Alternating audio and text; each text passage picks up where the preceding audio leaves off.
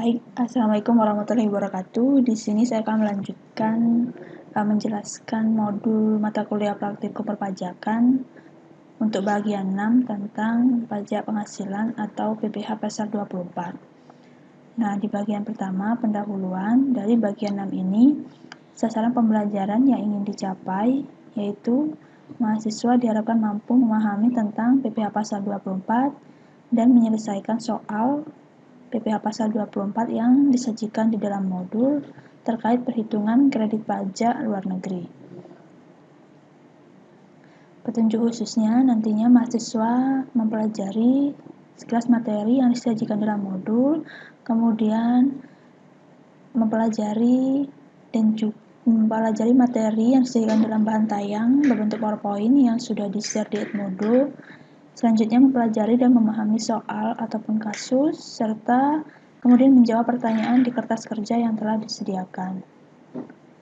Nah, di bagian kedua ini disajikan materi pembelajaran sekilas materi tentang PPh pasal 24 beserta rumus untuk menghitung PPh pasal 24. Baru di bagian ketiga ini disajikan soal. Nah, di bagian 6 ini diperuntukkan untuk pertemuan ke-9 dalam perkuliahan. Nah, di bagian 3 ini terdapat soal tentang PPh pasal 24, terdapat 8 soal. Nah, dari soal ini nantinya dipahami dulu oleh mahasiswa, kemudian dikerjakan di kertas kerja yang telah disediakan di bawah ini. Jadi sudah disediakan kertas kerjanya, mahasiswa nantinya menjawab di kertas kerja yang telah disediakan. Nah, selain materi yang disediakan di dalam modul, saya juga sudah men-share materi yang berbentuk bahan tayang PowerPoint. Nanti mahasiswa bisa mendownloadnya di Edmodo yang telah disediakan khusus mata kuliah praktikum perpajakan. Nah, berikut saya jelaskan sekilas tentang PPh pasal 24. Jadi PPh pasal 24 adalah pajak yang dibayar atau terutang di luar negeri atas penghasilan dari luar negeri yang diterima atau diperoleh wajib pajak dalam negeri, nantinya boleh dikreditkan terhadap total pajak yang terutang berdasarkan Undang-Undang PPh dalam tahun pajak yang sama. Nah, pengkreditan ini dilakukan dalam tahun pajak digabungkannya penghasilan dari luar negeri dengan penghasilan di Indonesia. Tujuan adanya PPh pasal 24 di sini adalah untuk menghindari pajak berganda dan juga jumlah yang dikreditkan tidak boleh melebihi perhitungan pajak yang terutang berdasarkan Undang-Undang PPh. Nah, permohonan kredit pajak luar negeri di sini dapat dilakukan dengan WP wajib menyampaikan permohonan kepada DJP dengan melampirkan yang pertama laporan keuangan dari penghasilan luar negeri, yang kedua fotokopi surat pemberitahuan pajak yang disampaikan di luar negeri serta dokumen pembayaran pajak di luar negeri. Ada beberapa sumber penghasilan terkait PPh pasal 24. Nantinya ini bisa dipahami terlebih dahulu oleh mahasiswa. Nah, kemudian untuk tarif PPh pasal 24 yakni 25% dikalikan dengan penghasilan neto atau penghasilan kena pajak. Jadi pajak yang boleh dikreditkan di sini adalah hanya pajak yang langsung dikenakan atas penghasilan yang diterima atau yang diperoleh wajib pajak dari luar negeri tersebut. Seperti contoh kasus berikut. Nah, di sini ada salah satu contoh kasus yaitu PT Sinar Gemilang di Semarang memperoleh penghasilan neto dalam tahun 2014 sebagai berikut. Jadi PT Sinar memperoleh penghasilan dari dalam negeri 400 juta, kemudian penghasilan dari luar negeri yaitu Vietnam sebesar 200 juta dengan tarif pajaknya 20%. Yang diminta adalah hitunglah PPh pasal 24 atau kredit pajak luar negeri dari PT Sinar Gemilang tahun 2014 tersebut. Nah, untuk mengetahui berapa PPh pasal 24-nya, ada 3 metode yang harus dilakukan. Nah, yang pertama di sini kita menghitung berapa total penghasilan kena pajaknya. Tadi diketahui bahwa penghasilan dalam negerinya adalah 400 juta, kemudian dari luar negeri Vietnam 200 juta, kita total sehingga diketahui jumlah penghasilan netonya 600 juta. Nah, dari 600 juta ini baru kita menghitungnya dengan 3 metode, yaitu menghitung total PPh terutang, yang kedua menghitung PPh maksimum yang dapat dikreditkan, dan yang ketiga menghitung PPh yang terutang atau dipotong di luar negeri. Nah, dari perhitungan ketiga ini nantinya dipilih nominal yang paling rendah. Oke, yang pertama menghitung total PPh yang terutang. Di sini rumusnya adalah pajak yang terutang tadi tarifnya sebesar 25% dikalikan dengan penghasilan neto. Penghasilan netonya diketahui 600 juta. Berarti 25% dikalikan 600 juta adalah 150 juta. Kemudian cara yang kedua adalah membagi antara penghasilan luar negeri dibagi dengan total penghasilan, kemudian dikalikan dengan total PPh terutang. Jadi di luar negeri 200 juta dibagi dengan total penghasilan 600 juta dikalikan dengan 150 juta, yaitu total PPh yang terutang.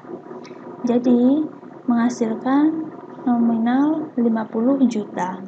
Kemudian yang terakhir menghitung PPh yang terutang atau dipotong di luar negeri.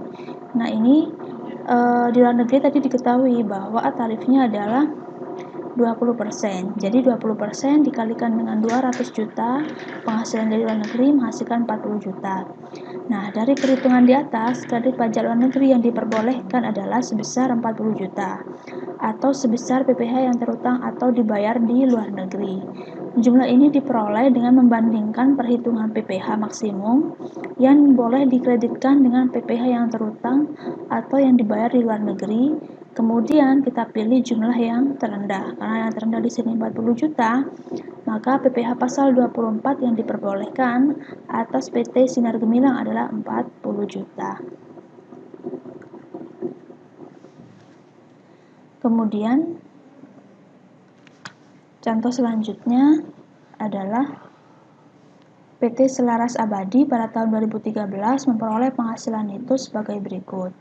Nah, di Thailand, PT Selaras ini memperoleh penghasilan berupa laba usaha sebesar 300 juta dengan tarif 40% yang berlaku di negara tersebut. Kemudian di Jerman menderita kerugian sebesar 500 juta dengan tarif pajak yang berlaku di negara Jerman adalah 25%, dan di dalam negeri memperoleh laba usaha sebesar 500 juta.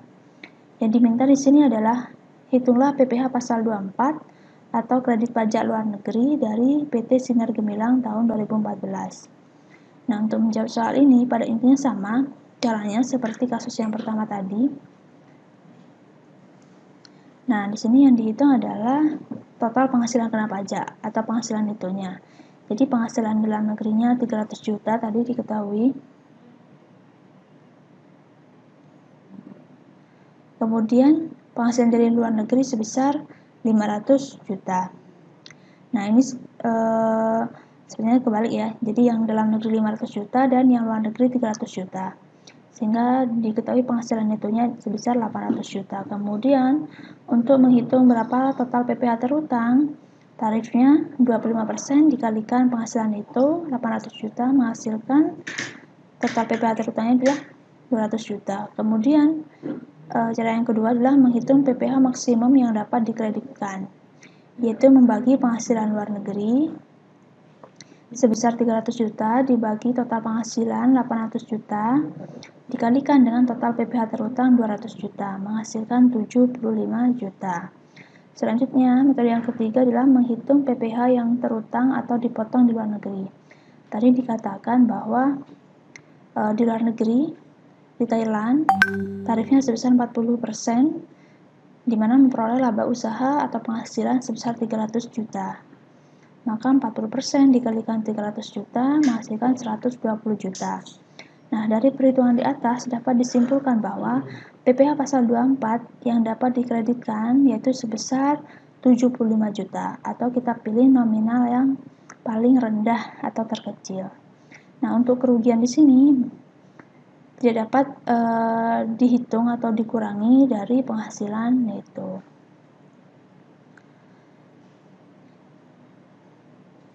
Begitupun dengan contoh-contoh selanjutnya. Jadi mahasiswa nantinya diberi waktu untuk memahami terlebih dahulu modul sekilas materi terkait PPA pasal 24 di modul, dan juga materi PPA pasal 24 yang ada di bahan tayang PowerPoint.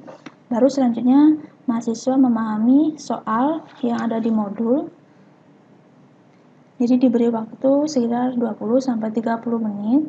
Baru kemudian mahasiswa menjawab soal yang ada di modul di kertas kerja yang telah disediakan. Nah, jika ada kesulitan, mahasiswa dapat mendiskusikannya dengan dosen yang bersangkutan yang mengampu mata kuliah praktikum perpajakan. Sekian penjelasan dari saya. Kurang lebihnya mohon maaf. Terima kasih. Wassalamualaikum warahmatullahi wabarakatuh.